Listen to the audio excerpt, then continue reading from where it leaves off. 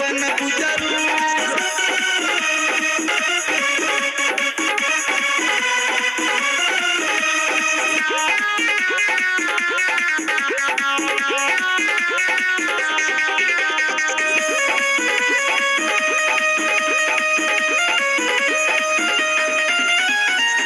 भूखली रह धान हो चार सोमवार हो, सुघर जान बनब हम बोलम तोहार हो।